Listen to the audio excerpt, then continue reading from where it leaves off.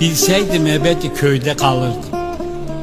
Gelmezdim gurbete boşu boşuna. Bir çift öküz bir de koyun alırdım. Gelmezdim gurbete boşu boşuna. Hasızı sarardım tandır başına. Aş otu katardım ayran aşına. Sağlıklı girerdim 90 yaşına. Gelmezdim gurbete boşu boşuna. Soğukta camlara naylon çakardım. Doğalgaz yerine tezek yakardım.